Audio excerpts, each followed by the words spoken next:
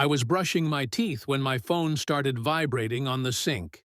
Not a call, a notification. Her face filled the screen before I even understood what I was seeing. Live, public, laughing. The bathroom light flickered once, like it knew something I didn't. She was sitting on a high bar stool, birthday sash crooked across her chest. Her friends crowded around her, wine glasses raised, cheeks flushed. Someone behind the camera shouted numbers. Someone else laughed too loud. "Okay, next," a voice said. Then my wife leaned forward, squinting at the screen. "At me. Be honest," her friend teased. "Him." My name wasn't said. It didn't need to be.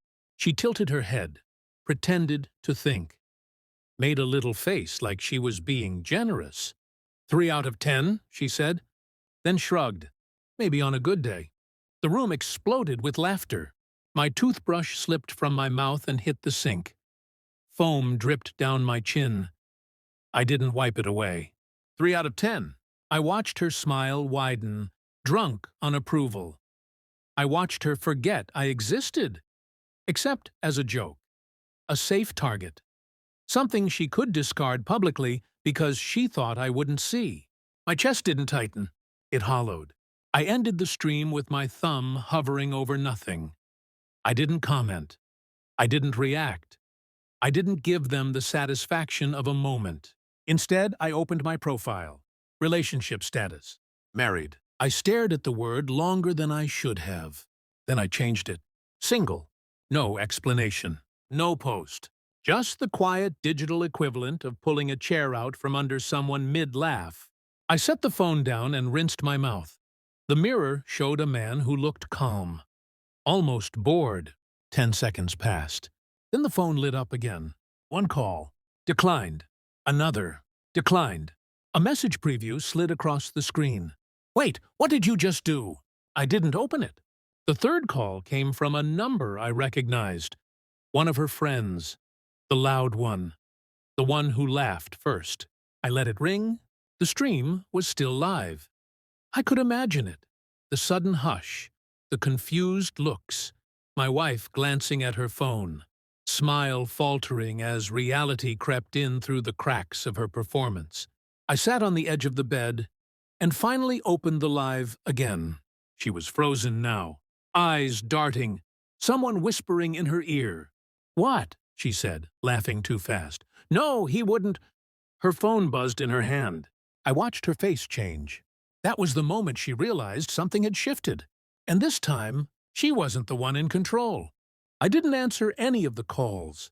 I let them stack up like missed heartbeats. Instead, I watched. The live stream hadn't ended. No one knew how to stop it without drawing more attention. Her friends hovered around her now, whispers sharp, eyes glued to their own phones.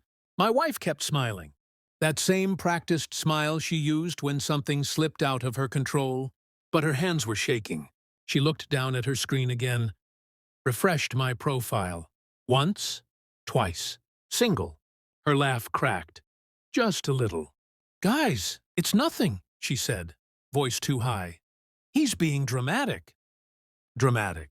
The word hit me harder than the rating.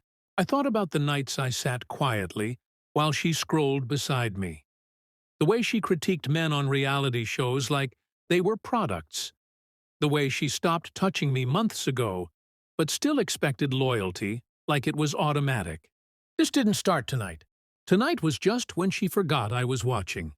Her phone rang again. She put it on speaker without thinking. One of her friends. Panicked. "Why would you say that on live?" the voice hissed. "People are tagging him. He saw it. He changed it. He actually changed it." The room went silent. Thousands of strangers were watching a woman realize she wasn't admired. She was exposed. She finally ended the stream. Too late. My phone buzzed. A message this time. Long, apologetic, careful. It was a joke. "You know I love you. Please answer." I stood up and walked to the closet. My clothes were still there, folded, neat, like a guest who stayed too long. I sent one message, just one. "Jokes don't humiliate the people you respect." 3 dots appeared, disappeared, appeared again. Then the calls started coming from different numbers. Her friends. Damage control disguised as concern. I blocked them all. An hour later, the apartment door opened quietly. She moved like someone afraid of waking a stranger. "Can we talk?" she whispered. I didn't turn around. "You already did," I said. She stepped closer. I could hear her breathing, fast, uneven. "I didn't mean it," she said. "I was drunk. It was just for the stream." "For the stream?" "Not for me." I picked up my bag and walked past her. She reached out, fingers brushing my sleeve like she could still claim something. "You embarrassed me," she said, voice breaking. I stopped, finally looked at her. "No," I said calmly. "You embarrassed yourself. I just stopped lying about it." Her mouth opened. Nothing came out. I left the ring on the counter. Not thrown, not dramatic. Just placed there. Final. As I closed the door, my phone buzzed one last time. A notification. Her relationship status changed. Single. I didn't feel victorious. I felt empty. And for the first time in a long time, it felt like freedom.